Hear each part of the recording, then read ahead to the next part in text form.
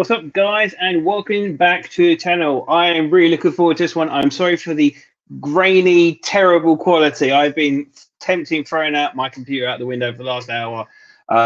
Rule of thumb, never update software, and it's something we'll probably talk about on the stream before you're doing a live stream. Unfortunately, I did my update, so I haven't got my main camera today, so I'm on this Nokia 3310 camera for the live stream. But really excited one today. We've got Mike from MBoards released the brand new Interstellar 2.0. And before I get started, I should be focusing on holding you guys the stream. If you haven't got one, there are literally 2 left. You need to get one now before they're gone because they are pretty. So bring Mike in and we'll talk about this new product from MBoards. Hey, what's up, dude? What's up, man? Thank you, and thank you for being so chill, waiting in the background. It's the only time it's happened on the channel, and no, it's you're bloody. good, dude. I've got I definitely get it. I understand. Yeah, the Blair Witch Project kind of graphical system, so it's looking terrible. But audio's good, lighting is terrible. I don't know what I'm doing, but yeah, we'll see how we go. Audio is honestly more important. So it is, good. Yeah, all good. But yeah, thank you everyone who's joining. For some people who, for whatever reason, don't know who you are, do you introduce yourself, Mike, and MBoards? Sure. My name is Mike Beard. I own MBoards and eSkateCon. So if you've heard of either of those, then you've heard of me and my team. But I run an electric skateboard shop here in the United States. We have a team of 6. We manufacture the complete boards, and we sell DIY products. We manufacture batteries.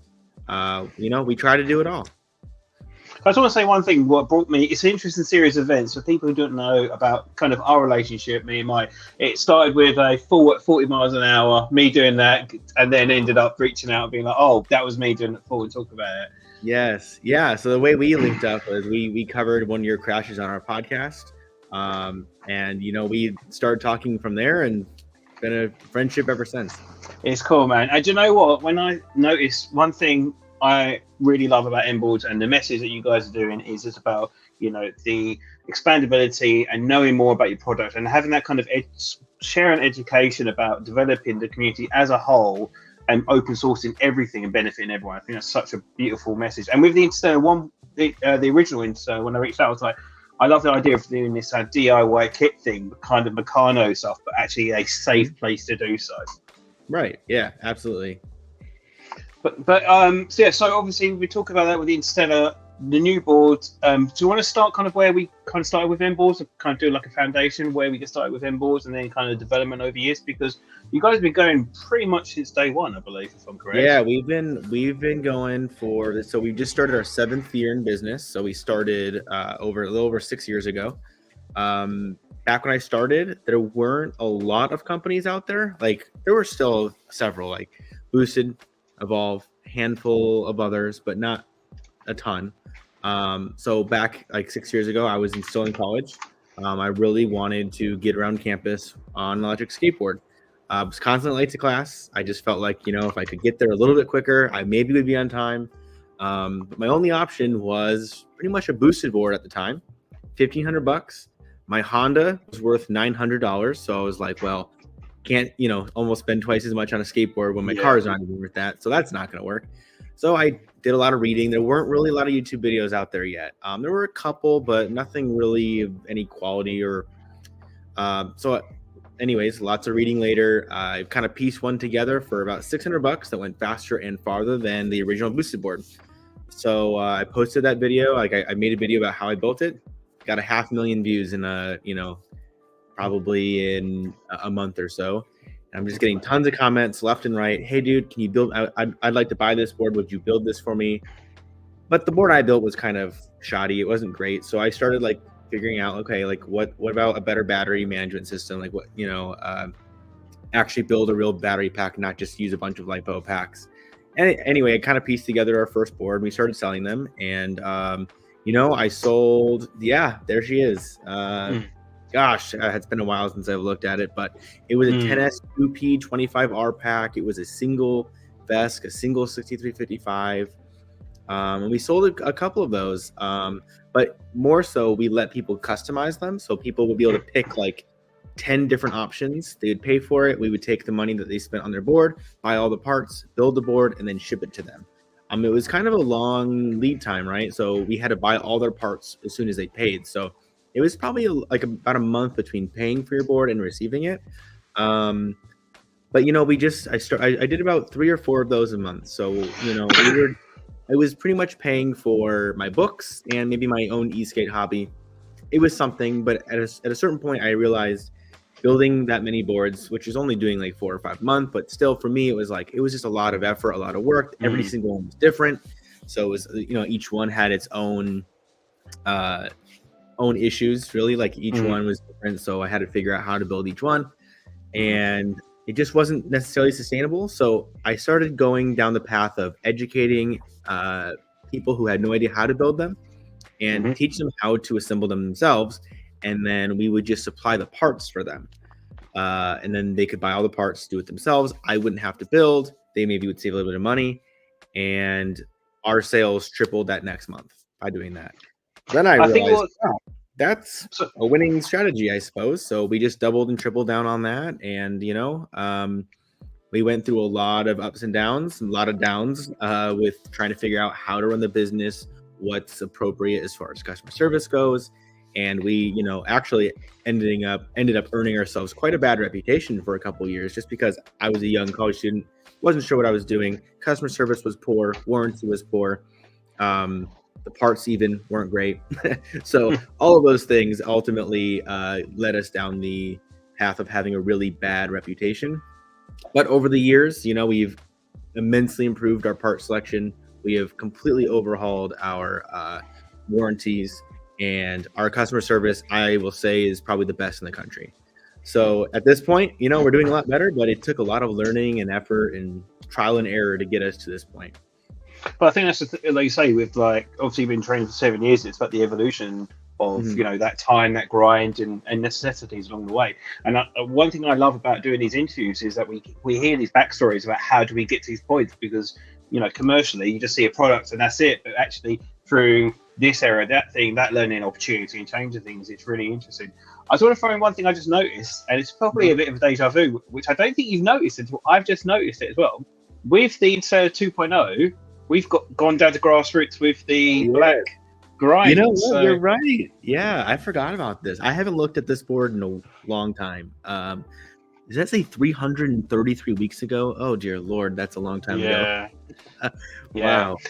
It's just amazing. But like I said, it's those things that creep up to you. I think, is that kind of where I think MBoards, in my opinion, maybe, and I have to be open source, maybe tramp for a little bit, but there's very, very little companies which give you the infrastructure to make the board your own. And I think that's why I've been finding the fag so much for you guys. And I really love what you guys are doing, because it's about, in essence, you've got a perfect board, because if you don't like something, you have the opportunity to evolve it. So if you get something, it gives you the framework to get started. So I think that I will say, entry level stuff is great. Yeah, I will say most of our endurances don't really look like endurances anymore. Immediately people get their endurance and they immediately change the grip tape, change potentially their trucks, change their bushings, do whatever. Like, they just change everything, and I love that. No two endurances are exactly alike, it seems, because everybody immediately likes to change things. And that's the thing about I think other companies. They're just, you can sell, if you're in the market to sell 1,000 boards, like, that's cool, but like, not every board, not every person is looking for the exact same thing in their board. So having adjustability and upgradability is huge, and I think a lot of companies aren't really paying attention to that. But I just hope other businesses do allow people to adjust, upgrade, stuff like that, especially with like right to repair issues. That's a big deal. So like, that's something that our board really falls into pretty well too. Do you know what's interesting? We're talking about obviously how people evolve their boards. I actually got a message from this guy about an hour before we got started, and he was said to me like love and live stream and stuff like that. But he's got an endurance as well. Yeah, and just the way. Yes, he's done a lot to it. He's changed his grip tape. He's changed his trucks. I want to say he even changed his motors. Yeah, he's got reacher motors on there. Yeah. He's changed a lot about it. So what's great about the endurance is it's a great board out of the box, but like, it just, if you want to change it, it's totally super accepting of the changes. So that's the best part. Yeah, I think that's great, and it's really interesting how, because I suppose, does it give you the opportunity of where you want to go next when these boards are going out and people are doing their own thing? It's like, I can see a lot of people doing this, a lot of people doing stuff like that, and it's like people does that give you inspiration to see what we want to do next on our next generation of boards? Yeah, I think one of the main gripes about our endurance was the trucks that we used. So I am still a fan of DKPs, but I understand why people don't like DKPs. So that really pushed us toward, okay, let's do a really, really nice set of RKPs. We think that's like the next best, or a more popular request. So yeah, that pushed us into developing our Nexus trucks, which are so far have been an absolute dream to ride. Like I can't even begin to explain like how nice they are to ride, but I guess you'll just have to try them for yourself if you're watching, which they'll be out on the road very soon. But yeah, we're excited to share our new trucks, everybody. Do you know, I was saying something about this the other day, but when I started e-skate, I really wanted like the big kind of hyper performance big boards, like boutique boards and all that stuff, because I always feel like a bit like a deep sea diver. Is like you don't know how fast your sub really goes until you really find out, or like whatever, right. Like how be getting high quality products in like a more affordable element. And like I'll ask your opinion as well. Do you feel like in the last few years it's trickled down to kind of mainstream like consumer level boards now, where it's not like you said, I think you said on your on the e-skate podcast, it was like these 3,000 board elements are now being pushed down to more consumer level stuff now, so it's getting really good quality stuff. Yeah, we're seeing CNC trucks, we're seeing gear drives, we're seeing CNC hubs. They are absolutely trickling down into more consumer level pay structures or affordability. Yes, I can't think of the word, but yes, it's trickling down into the more budget friendly boards. Absolutely. Cool. Right, so we've obviously been talking about, I want to give a chance to everyone to get in here and talk about, obviously, get ourselves the grassroots. So if you missed that, go back. But here we'll talk about the brand new Interstellar 2.0. And I just want to ask you a question as well, because I did notice it. With the website, is it to be a 2.0, or is it just Interstellar skateboard now? Is that where we're at? Is it going to be 2.0, or is it just the build version? We include our build version right there at the top of the right underneath board specs. We show build version, and then got ya. There we go. So part of us, it's like the only time we'll ever update like the first number, the 2, or like from going from 1 point whatever to 2 is when you completely overhaul the appearance. Whether that's it has to look completely different for us to include a different build version. So we are a big fan of doing like I guess you'll call it the Tesla method, where they don't really come out with new cars every year. They just do slow increments. So eventually, I'm sure we will do some small tweak to this board, and it'll be build version 2.1. We'll do another small tweak, build version 2.2. And then eventually, next year or a year from now, when we release the 3.0, it'll look different, or maybe it'll be a completely new set of parts, or whatever the case may be. It'll get the new 3.0. So like even on the endurance, I think we're on build version 1.4, 1.5 or something. Let's bring a little hard on that briefly while we're talking 1.3, just kidding. It's not that long. But if you go down to the bottom, we release all of our build version notes. So we'll explain what each build version. And I love the fact that you're very transparent. I think, can I ask why I said you got the confidence to show the development of your product? Because I know it seems to be a lot of e-skate companies are like hiding it or masking where they're at. They'll do tiny tweaks and they'll not talk about it. So what is the idea with spreading like what we've improved over the years? I think it's silly to hide it, right? Because if someone has a problem with their board, for example, our early endurances, we were still using outsourced motor mounts. We had a few of those break. And we said, screw that. We're going to bring them in-house. We're going to mill them ourselves out of higher quality of materials. And if you don't share that you replaced those inferior parts with the superior ones in your build notes, then people are going to still believe that that's the parts you're using. Whereas if someone's heard about a past issue, they can refer to a website and go, oh, they've actually updated that. It says it right here. I'm not worried about that anymore. I know that they handled it. Same thing, like we updated our bushings just a tiny bit. There's no problem with the originals, but we actually sent our board to Brad at Riptide, and he wrote our board and said, you know what, guys, I think we could actually tweak a handful of things with your bushings, and it'll make your ride just a little bit better. And we said, Brad, we trust you. Do it for us and let us know what you've changed, and then send us the new bushings, and we'll start putting those on. So we updated our build version and said, we've actually updated the heights of the bushings just a tiny bit. And I think it helped. I believe I would feel as a consumer a little more confident in buying the board, knowing that I can see what they've changed and what they've upgraded along the way. It doesn't worry me. Now, if you're someone who's like constantly worried about missing out on the newest thing, maybe you're like stressed out because like, what if I buy it today and then version 1.4 comes out tomorrow? It's like, well, there's always that risk, but I feel like it's still better than missing out on an entire refresh. So I think it's a good thing to continue to push build versions and to be transparent about everything. I think what's good as well is, I said this to a lot of e-skate companies off that, because obviously the high ticket, expensive products in today, to be honest. But with sometimes when you get a board and you do a small change, you're like, oh, for God's sake, now I've got to buy a complete other board. It also shows you, as in, like, if you are that person who always wants the up-to-date stuff, it could be like, oh, they've introduced a new truck system, new heat sink. I like that, and it's just, and that's available at the website to just change it on the fly. Yeah. So if someone has a early version of an endurance, if you for whatever reason want new mounts, we've got them, so you can swap them out if you want. Same thing with our bushings. Like, we can get you the updated bushings, you can get the updated heatsink, like all that stuff, because we built the board so serviceable. You can change any of that. Cool, that's really good. So with the Interstellar as well, I was wondering, you talked about the CNC and the evolution of things changing along the way. I'm really curious, because we bring up here, how has that journey been? Because obviously that's been humble beginnings. It's like, I remember watching it. What I really like about watching with you guys is that, like I said early in the interview, you're very transparent with where things are going. It's like, oh, I've screwed 10 drill bits up today, or I'm still doing that, I'm still learning it, and bring it up to the point. So how's the CNC process been like evolving over the years? The CNC process has been a lot of fun. I've realized that I have an absolute love for manufacturing. Electric skateboards are great, but the actual manufacturing process is certainly where it's at. So we've gone from making one-off parts on a small, like, hobbyist Tormach machine to now we've upgraded to a more industrial style, like, big Haas machine, and it's been night and day difference.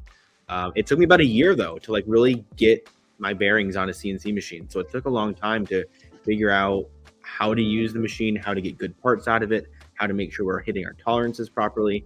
And now the big thing with the Haas machine, now we're working on quick release pallets. We're able to put an entire tray of parts in, and it'll do 18 parts at a time. And we can pull the whole tray out, reload the tray, and do it again. So yeah, like this is example. This is one of the more complicated fixtures that I made, where this will hold our trucks vertically, so we can drill and tap the holes for the axles. Holding a skinny long bar vertically is actually quite challenging. So this is what we use. We actually utilize the existing tapped holes in our hangers that we'll use for the grub screw to hold the axle in. We actually screw into that to hold the hanger vertically, so we can drill and tap our holes for our axles. And that's definitely one of the most complicated fixtures we've done, but that allows us to do 8 hangers at a time, which is really cool. I just know some of the guys in the comment section, but like I say, if you've got any questions, please put them in. Yeah, I've got a question here I'm going to throw in here briefly. We're going to go talk about CNC as well. I noticed this as well, which you've got to thank Joe for that, when he started talking about that, like everyone does every time, the next stage, every single time. It's been out for less than a week, Yeah. What kind of things would you like to hint at, talk about, going forward on? So there is room in our enclosure to do a little bit of a larger battery. I think we can fit we haven't tested it, but we believe we could fit a 14.4 in there. So the idea of having like a pro model or something is probably may happen, but it's certainly not going to be at that $1,499 price point, right? So it's going to be closer to $2,000, but it'll have a lot of nice stuff on it. But the point of the Interstellar though is affordability, right? So the base model, the 14.9 version, is really where all of our love is at the moment, because we just know that there is a big lack of really, really nice sub $1,500 boards out there. So that's what we want to focus on. I think if we do come out with a pro model, we will sell significantly less of those than we would with a standard version. So we want to focus, stay in our lane here for a minute, just really focus on the Interstellar, making sure we can assemble the batteries and assemble the boards efficiently, safely, and consistently, so that way we can push these boards out in a reasonable rate. I do think this board's going to do a lot for our business. So anyways, there is room for upgrades, right? And that's the whole point of the board exactly. Yeah. I don't think we ever originally build a board completely like maxed out, because then there's not really any room for updates. But in this case, yeah, there is still room for improvement here, if you really want to do it. Or in the future, if you buy a base model board now and in 2 years down the line you want to throw a floor in there, that's the time to do it for sure. Yeah, exactly. But then, like I said, you're given the availability of the consumer at all times to expand at all times. But one thing I've noticed for myself, like I said, I ride big tanky monster boards, but actually the features on this are the stuff we'd expect on higher performance boards. And I think this is what's great to see. And I think when I saw this, I was like, I don't think there's many options in a 12S4P daily commuter quality board out there which are like really, really refined elements. You know, obviously got the X-Ways, mini bows and all that stuff, which is great, good stuff, but really precision elements. I think there's not many out there, so it's really good to see that those things trickling down. And one thing, honestly, is people don't put enough value on is U.S. customer service, or if you're buying within the U.S. or if you're in the UK, buying within the UK, having domestic customer service is, people don't put enough value on that.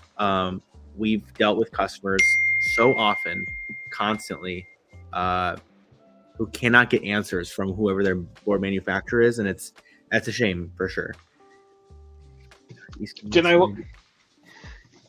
Just this live chat. Do you know what? The thing, like I said, the e-skate community is so tight. Everyone's everywhere. So yeah, just absorb yourself, because it just gets worse and worse and worse. Yeah. But yeah, I think the styling of this board is really, really pretty. And it's one thing I would say. Like, I saw the bamboo version at eSkateCon last year, but obviously wasn't where we're at now. Right. But it seems to be that really solid. It seems like a low, wide. It really looks nice. I really like it. Yeah, it's really pretty. We went through 4 or 5 different deck samples. They kept coming out too flexible. We were getting that, what we call the trampoline effect, where you like a typical boosted board, maybe the Evolve bamboo, maybe the MBoards. You stand on them, and it feels like, to us, you're gonna fly off of it every time you hit a bump. Some people really like that because they feel like it makes them rides a little more comfortable. I feel like in a performance board, it's dangerous. So we kept getting, we messed with mixing maple and bamboo and carbon and fiberglass all into one board, and it was still too flexible. So we completely removed all bamboo and went, you know what, let's just go all maple and some fiberglass. So now we've ended up with a 7-ply maple deck and with 3-ply fiberglass, and it's great. It's pretty rigid. Like, it's not carbon, but it's not, I would not call it a flexi deck, but it certainly gives when you stand on it. But it makes for a very stable, sturdy ride, and so far it's been a dream to ride. I think an interesting factor as well is, I was out on one of my boards the other day, and they were saying it's quite stiff, but I say this board is pushing higher speeds. So most, like I said, it's, you know, fit for purpose. So, you know, this board, let's go back to specs a bit more, actually, talking about that while we're talking about specs. It's obviously the CNC truck stability, and say it's not flexi super bound. It has flex, but it's not like a trampoline affect board. You want that stability with this. That's the message, what you're going for. I suppose, do you have a frame mind of where the base level board is? So you have that kind of stiffer deck, but not, when I say stiff, it's not like a solid deck, but, you know, that super flexible factor on it. So you've got those specs, obviously, of 30 plus miles an hour, and that's based on obviously wheels and gear and all that jazz. Of course. But I don't want a board that is carvy as hell at that speed. It's terrifying. Right. And that's kind of the beauty of, like, our truck system, for example, is like you can adjust the base plates to be different degrees. So, like, we've got preset levels at 33 degrees, 44 degrees, and 55 degrees, and you can change the front and the back separately. So if you're looking for a super carby ride, you can go with the 55 degree setting. If you wanted a super stable ride, you can go down to 33 degrees. You want a little bit of the best of both worlds, you can do split angle and do a different up front than what you have in the back. And those are our trucks right there. And these trucks are awesome by themselves, like for any other board, honestly. Yeah, there's. I haven't seen many mainstream boards at that. I've seen 0 mainstream boards that have adjustability like you guys have on yours. And honestly, what's so funny about this, and I'll be straight up honest about this, is it ended up being easier for us to manufacture the adjustable base plates than it was to do just 2 separate base plates or just 1 base plate. Just the way that the manufacturing process was, being able to do that center arm by itself, then the base plate worked out in our favor. So we actually ended up adopting a new feature we honestly weren't planning on doing, but because of the manufacturing, it actually worked out really well, and it was just a win-win for us. So we're super happy to be able to just push that feature straight to our customer, while also making it a little bit easier on us to manufacture. It is an extra piece to make, but just the way that the work holding is and being able to hold those parts in certain angles to drill and tap and do all the crazy stuff for machining, it just worked out for us. So anyway, so that's kind of how we ended up at adjustable base plates. I think it's such a really amazing feature, and it seems to be like, I was actually thinking, is there an MBoards slogan or motto for MBoards at all? Because it's like open source e-skate is literally seems to be the message. Doesn't really have a slogan, but I think the Interstellar's slogan that we kind of come up with is built in the United States or built in the US, but priced like it wasn't. That's kind of like what we're doing with the Interstellar. But anyways, MBoards never really got one. MBoards, the name was half-baked to begin with. MBoards is my initials, MB, Mike Beard, and I just MBoards, and we just kind of push it together and said, all right, send it. Before I knew that this business was going to be anything, I just said, you know what, whatever, throw a name out there, and now I'm stuck with it. But yeah. But like I said, I love these interviews because it's such a good opportunity to get the origin stories out, which I think is really great. I'm just going to throw an idea that I had, and I'm nothing's scripted, or it's always having the organic chat. Would you see that this kind of adjustability of the CNC trucks be put on something like a mountain board setup potentially? Could that be an evolution potentially of a CNC truck system, of having, obviously you've got the mainstream kind of daily to day main consumer board, and then having that adjustability? Is it plausible to have this kind of feature maybe in the future on a mountain board setup? I think you could put an adjustable base plates on any style board. Channel trucks are a little bit different in the fact that they adopt the angle of your nose and your board, but that doesn't mean you can't adjust it further from your nose or in more. So yeah, I think you could absolutely add adjustability to channel trucks. It'll take some effort, but it'll certainly be doable. We're considering doing, I think all of our trucks in the moving forward will be adjustable in some capacity.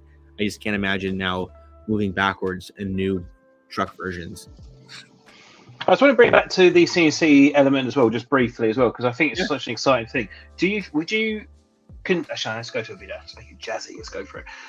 With obviously the development and the learning experience with obviously CNC and stuff like that, would MBoards consider doing like fabrication stuff that other companies as well? Just say like, we're doing this, we're establishing this, and then maybe manufacturing parts as well. So we're once again bringing it to the US market and having full, ownership of what you do. Would that be plausible in the future? Once you've got your foundations down? We're actually in talks with several companies right now to start producing CNC components for their boards. Nothing's set in stone yet, so I can't necessarily share names. Yeah, of course. And honestly, even when it is set in stone, it'll probably be some sort of NDA along with it. But we really want to make sure, it's like for us, we're investing heavily, not just in the e-skate market, but in the manufacturing side of it. We want to try to really be able to control our own logistics and our own supply chain, right? So we would like to share that with other business owners here in the community. So we are working with several other businesses right now doing various different projects, but they're all CNC projects. And so far it's working out really well. So we're excited to venture more into manufacturing here. And for now, I feel like we're pretty affordable for what we're doing. But we'll see. Yeah, that's a cool fixture that we made that's just rounding off that harder square to make them the pivot seat to actually be rounded.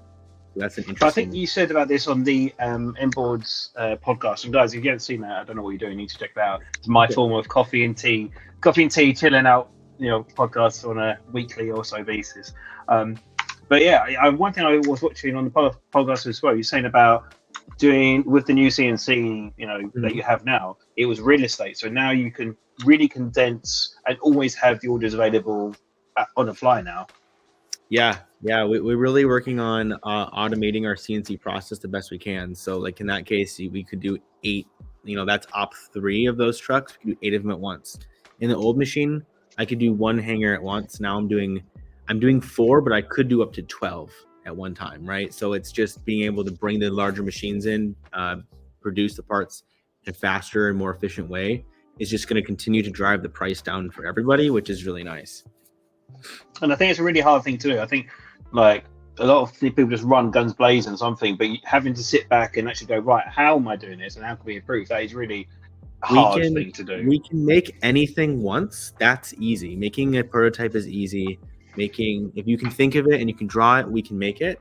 It's bringing that thing to production and making 100 of them all identical in a reasonable amount of time. That's hard. That's the hard part. Like I spent 3 or 4 weeks making 14 different fixture plates just for our trucks. Each fixture plate costs anywhere between $250 to $600 each. So we've invested a lot of time and money just to be able to produce a single set of trucks. So that's the hard part. Is actual production is the product. It's not necessarily the product itself, but anyway, the product of development versus actually the end result for sure. Right. Yep. So I've got one here actually. I want to find a chat in here. So this might be a bit of a squeeze, unfortunately. Sorry, but the question's there. So how would it be if MBoards and MBoards work together to make a 3-link base? Absolutely open to it. Absolutely open to it. I think it would be a lot of fun. We are a big fan of the 3-link base plates. We'd love to be part of it. Yeah, so that's the thing. I think so. It's going to briefly touch about EskateCon briefly. I also really want to focus on EskateCon. MBoards on this thing, but I just want to say about this. Has EskateCon changed the business as a byproduct with communication and like with talking to different companies? How's that changed from doing the EskateCon events?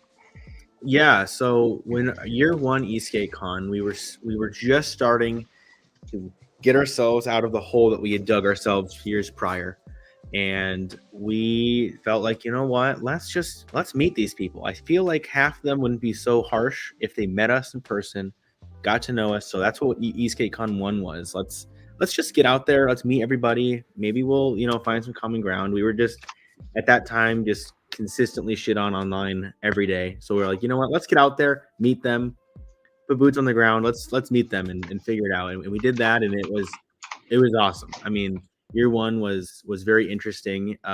It was, as far as what we planned, it was quite successful. And then year 2 was, better than we could ever have imagined. And at this point, I feel like we really connected with the community on a very personal level. And I think it's only benefited our business. It benefits our business, but it also takes so much resources from MBoards because it takes us 6 months of very vigorous planning to get this thing to happen. So it's beneficial, but it certainly takes a lot of resources to do it as well. And I'm happy to spend the resources because it's the best weekend of the year. I can't imagine liking electric skateboards even a little bit and not wanting to come to this. It's been such a blast. Dude,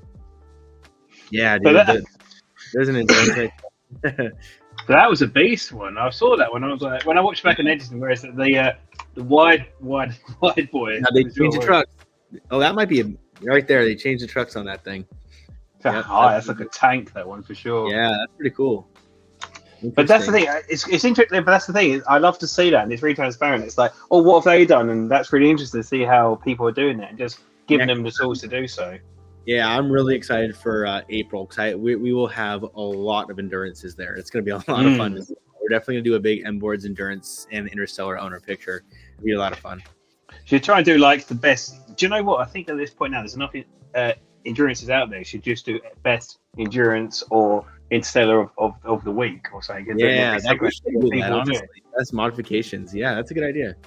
Yeah, that'd be such a cool element. But yeah, so obviously with EskateCon, obviously with companies stuff like that. So how, obviously you say it's good to talk to the companies and that. How has that impacted the business and developed things going forward with these relationships that have been growing from the EskateCon event? So EskateCon's been interesting because now I personally know pretty much every single business owner in the community.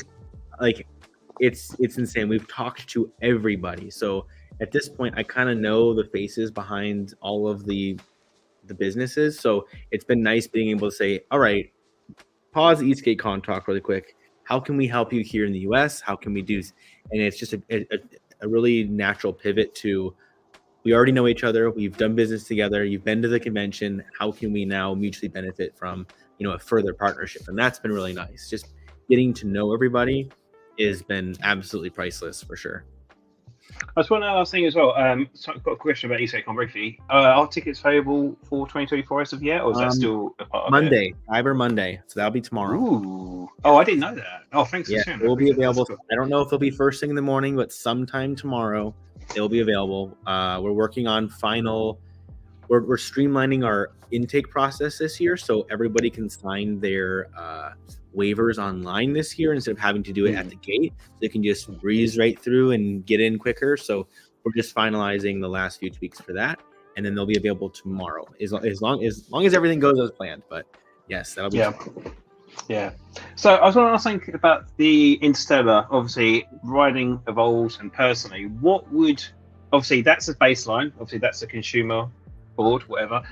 What would you want from the dream Interstellar board? Obviously you have your own personal board, but I think you said this before. It's like I'm building boards so often, I don't actually have a board. It's very often.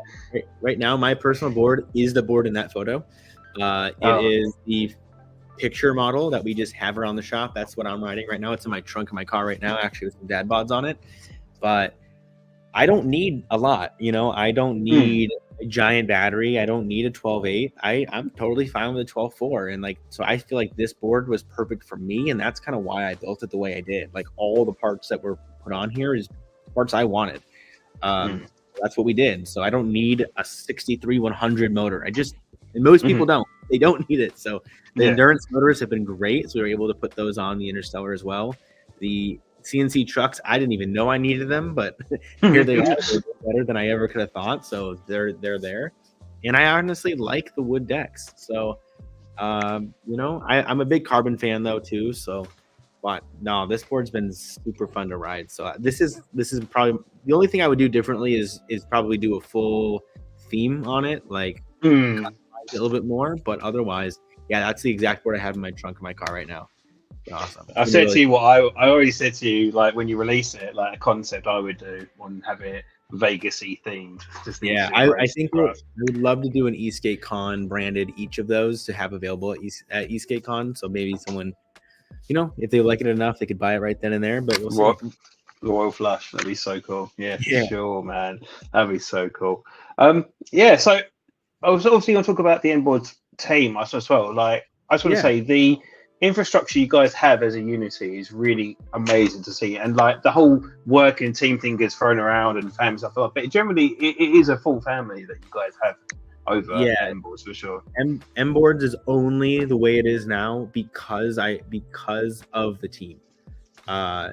Jacob is really, really good at managing us, making he comes up with some wild ass ideas, but he pushes us to innovate our products a little bit more. He pushes me to design things to be a little bit higher quality.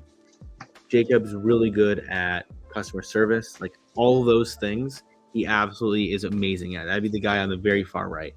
He is just he's got years more business experience than I do. So he kind of is like my big brother who guides me and helps me figure out what the hell I'm doing too. Then we've got Maddie. Maddie's my wife. She holds the fort down here at home, takes care of our baby while I'm at work, and she keeps the business in the right direction.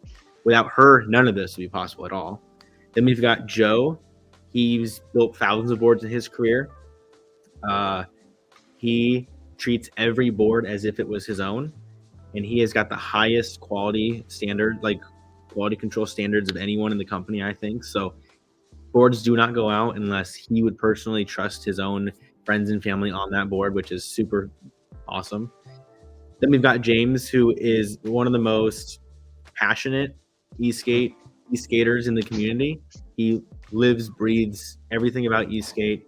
He's got some very, very strong opinions, and he makes sure we all know it, and it trickles down into our products. He fought tooth and nail to make sure our board would be less than $1,500 because he knew that the community really needed a board in that price segment. And, he does all of our shipping, and he's always eager to learn more, which is great. And we've got Martin, which is my brother-in-law, which is Maddie's brother, and he builds all of our batteries. And he is absolutely stunning. Like, he's a perfect employee. All I have to say is he's on time.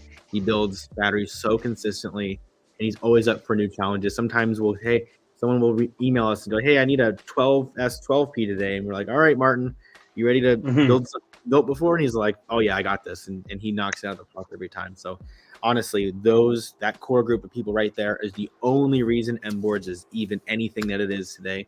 If it was just me, I'd probably be out of business already. There's no way.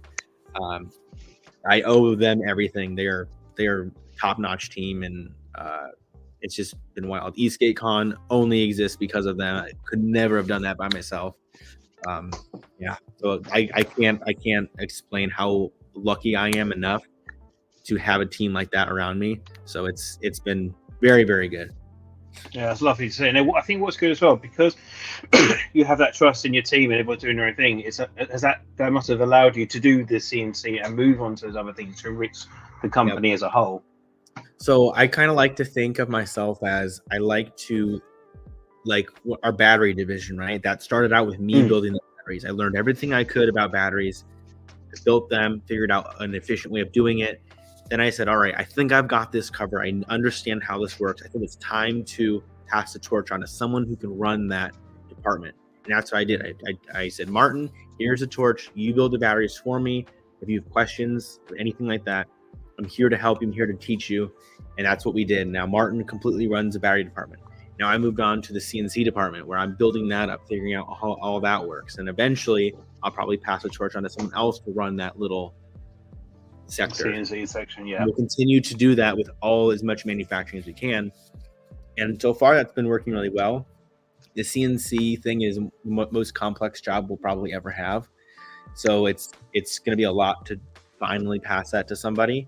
But it does take a lot of my time. And as the owner, I probably shouldn't spend that much time on CNCing stuff, but I do really like it. So I'm trying to balance that as much as I can. I think our quick release, big pallets we put in the machine at once is helping a lot. But anyways, that's trusting my team is huge. I can just focus on projects and not have to worry about the day-to-day nonsense. There's always something. Stuff always comes up. Someone's got a problem with this, that, and the other thing, whatever. But I know that my team will be able to handle it in a professional manner, and that's the best I can ask for. So far, I don't know how you report people. What did he? Oh no, I've lost it. There it is. MBoards scooters. Drew is just pulling my leg here, bro. Yeah. Scooters are horrendous. E-skate companies. We will never do a scooter. Every e-skate company who's attempted a scooter has gone out of business. So take note, other business owners, don't do it. Yeah, we've learned how not to do things for sure. So obviously you've got the CNC elements as well. Just obviously fantasizing about the next step, obviously CNC, and it's great to see. Like I said, it's good. The transparency is great. The open sourcing fundamentals is great as well. Mm-hmm. What would you love MBoards to kind of do next in relation to food to facilitate as a company? So right now we are completely maxed out in our current facility. Yeah. So we're not going to be able to bring any other manufacturing in-house yet. We've got about 11 months left on our current lease. But after that, we're looking to double or triple our size. So once we do that, we'll have tons more room for activities. One of the next things we would like to do is bring enclosure manufacturing in-house. I think enclosures are huge. And they're a big pain in the ass to get them shipped here and made to our standards, right? So we want to do that. We want to be able to press and CNC our own decks in-house. That's a big one too. Those are the main two that we're really looking to do. There are certain things like motors and ESCs that we'll never be able to manufacture. It just it's not economical at all to do it that way. Especially when other companies like Reacher are doing it so well. Why, So that's something we want to do. Stuff like making tires. We don't need to make tires. We'll let the specialists do stuff like that. But decks, enclosures, all our CNC stuff, our batteries, all that stuff is what we want to bring in-house the best we can. Do you think that when you say obviously bringing things in-house, do you reckon, I'm going to say it, a bit of a diverse question, but do you feel like Western society lacks the fact that we have less. We're dependent on decks and enclosures and stuff like that being made. CNC trucks, stuff like that, it made and other things. That kind of gives us ownership to actually evolve. And it's not one's better than the other, but it stops the progression in that demographic, doesn't it? If you don't have ownership and able to change that. Is that kind of what the grassroots is for the whole USA thing? It's not about this is better than that because different diversity, but bringing the one thing I said about ESCAPECon is my biggest thing I was really excited about is going to ESCAPECon and see what countries and people are doing what. And is this kind of the goal, bringing yourself back to MBoards and bringing back to USA to evolve our community within the USA-based region? Yeah. One of the main things about manufacturing ourselves is that we can tweak things at any time. We're not having to produce thousands of something and now we're stuck with it. We are making batches of 25 to 50 to 100 to 200, whatever it is. After that small batch is done, we can say, you know what, let's tweak something just a bit. Maybe the finish will be better. Maybe the fit will be a little bit better. Whatever the case may be, we can tweak things as we go instead of being stuck with whatever manufacturer we had to buy 10,000 of them from, right? So that's a big thing. But people have a lot of pride in like things made in the country they live in. Like I feel really good about spending money on giving my employees money to make something than to give some random dude overseas money, right? Like my community members are feeding their families with money that we're supporting them with. I think that's way cooler than some no-name person somewhere in the world making a random part they don't even understand what it's for. And that's another thing, is a lot of our manufacturer partners have no idea what these parts are actually for. And there's certain standards that we have for certain parts that they don't necessarily understand. Like we need our trucks to be very strong. They don't know what that part's for. So if they don't understand it, maybe they won't, if they don't use the proper material or whatever the case may be, it could really hurt somebody. Like we understand how important a kingpin is at being a grade 8 bolt. We're not going to throw grade 5s in there. We'll put grade 8s in there. Someone overseas who doesn't ride these things, who are just making parts, they may not understand that. So like, I just think having, not even just being in the US, but being manufactured by people who ride and use the products is huge. So it's not even necessarily where it's being made, it's about who's physically doing it. Fit for purpose, yeah. Yeah.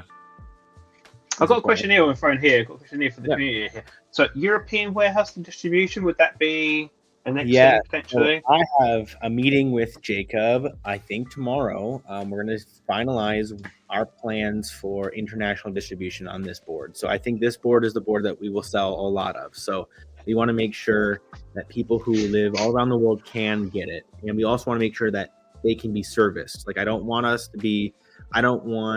someone in Europe to say, oh, but it was made in the US. Like we talk about boards made in China, right? Because then they maybe don't have that customer service we're looking for, or that serviceability that we tout, right? So we want to make sure we get distribution in Europe and Australia at the very least, and then but both of those we also need some sort of service option, serviceability, someone who can actually perform the work for them if they need it. So that's a big deal for us. So yeah, we're finalizing information there. We've got a few contacts in a few of those continents, I guess, and we'll be pushing forward the best we can. Getting boards out there economically has been an interesting topic too, but we're working on it for sure. So that's coming. But for now, if you really need a board now, we do ship worldwide. So, and we will be here to support you the best we can. And we know a lot of people in a lot of those different countries. So we'll definitely be able to assist in service, but we want to make sure we have something official there before we really start pushing our products in those other areas of the world. Yeah, and I think that's really great. And it's good to, would you say that's come as a result of like ESCAPECon and stuff like that, having contacts and building those relationships and being like moving stuff out? And that's a byproduct of these other, say, smart side products. It's this massive project on its own, isn't it? To be honest. Yeah. ESCAPECon's honestly a business in itself. It's not the most profitable one ever, but it's a lot of fun though. And I would say briefly, but I am super thankful. I'm thankful, but not. And I would say the same thing. It's like profitability as well. I am thankful for making the best event in eSkate history, for sure. It really is. But secondly, I can't believe I have to spend X amount of money every year to get there every year now. So it's like one of those payoff things of having to do that. Just want to ask a question as well. How, obviously, with eSkate relationships, stuff like that, with the content, I have to ask as a content creator kind of thing. Have you found relationships? Obviously, I know with Scott was talking about the truck system stuff. That has EscapeCon allowed those relationships to expand and use like the media to help. Like even today, like I was like, I have to help my boy out anyway and get attention on this thing because it's such an awesome product. So is that another biochar product for me too? I think meeting people online is great. Talking with them online is great, but meeting them in person is a whole other level. So when we met you, we met Drew, we met Fred, we met Scott, like all the YouTube personalities, when we met them in person, it just completely changed the way that our friendship was, the way that the respect we have for one another. It just grows exponentially just by being able to sit down with them, have a beer with someone and asking them, how you doing? Like just face to face is huge. So being able to actually connect with everybody in a real life like event was, I mean, again, priceless. Like it was totally worth the experience just by that. Yeah, Drew is like Drew says, we're now brothers, right? Like, and it's real. Like we know each other, we've met each other in real life. Like we're legitimate friends. So it's pretty cool. Yeah. I just want to say on the stream as a side note, but congratulations on the Nixon coming. Because I don't think you do yet. So is this now an EscapeCon thing as well? EscapeCon baby now. Apparently, every EscapeCon will have a baby. I don't know, man. Year one, Maddie, we were expecting our baby year one. Year two, Rosie was here, and then now EscapeCon year three, we'll have another one expecting. So he'll be at EscapeCon year 4, and they continue. If we're so blessed in that case, but we'll see. Yeah, but it's cool. In April, so we are due early May, so we will be very close at EscapeCon time. So it'll be interesting. Oh yeah, that's gonna be interesting. That's a good thing. Yeah, of course. I just want to say as well, I think I spoke to the endurance, the grip tape design, and I remember being in the shop and looking at the laser cut grip tape, another awesome machine, really cool. In real time. This obviously, I think do you know what it is? It comes across like you generally show that you love and enjoy what you're doing, so it trickles down. So do you want to talk about this activity as well? Yeah, I know you had a lot of fun with this one. Literally, the board was done. The Interstellar was done. The only thing we had left was, what the hell are we doing with our grip tape? The board was coming out in like, I kid you not, 10 days. We're like, we got 10 days to ship this board, or like, we need photos of it. We need to be able to announce it. We need to do all this stuff, and we don't have grip tape yet. So I said, everybody gather around. We're going to start drawing. We used a whiteboard originally to draw out things. Then Jacob walked out and goes, hold on, let me go grab one of the samples. And he wrote a whiteboard marker on it and then erased it. And he said, the glossy finish allows us to actually draw on the board and erase things. We said, all right, screw the whiteboard. Everyone gathered around the board, and we were physically drawing the grip tape on the board, saying, that sucks, erasing it, starting over. And eventually we landed on something as simple as just this. The grip tape was an epic morning. Yeah, that was fun. Like, we all just got it around. We all said, make the angle like this, make the angle like that, whatever the case was. And we were physically drawing on the board. And I think that's such an underrated way of designing sometimes. I think sometimes you go to a computer, and I think sometimes that actually inhibits the way we can actually design things. Sometimes drawing it physically and in actual size is totally what we needed.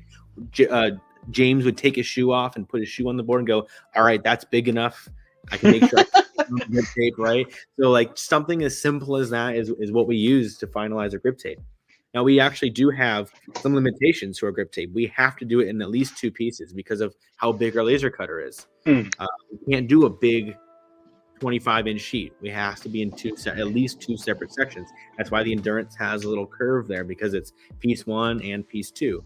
And Joe will tell you that having multiple pieces is a little bit easier to install than one giant big piece. So we had to consider, how is Joe going to install the grip tape, not just what it looks like. And that was a big deal too.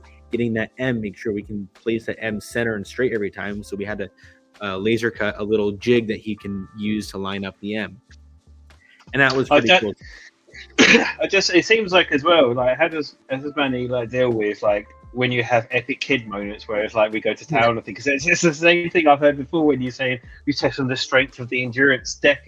It's like, right, well, now we're going to go medieval and this thing, let's see what we can really do with it. Yeah. So yeah, it's our process a lot of times is very rudimentary. We just go for it. Like, we are not engineers.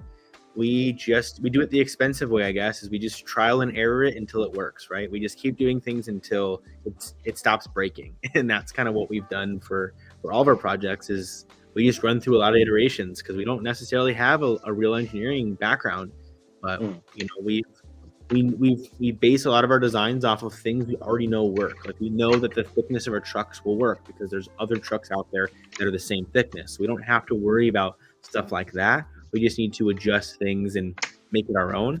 So, and that's really what we go for. I just want to say two things just briefly. Actually, three things, right? Time's flying like it always does.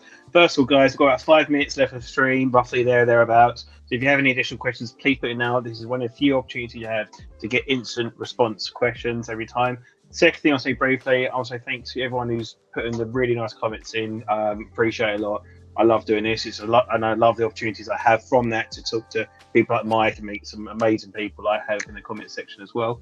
And then the final thing as well, just because I just want to throw in that, because this isn't my opportunity to be selfish as well, is with the black, obviously the stain and stuff like that, could there possibly be like colorways, like special feature ones, potentially of doing like one off red or green or orange or stuff like that, which would be a subtle thing to do, but highly achievable, I reckon.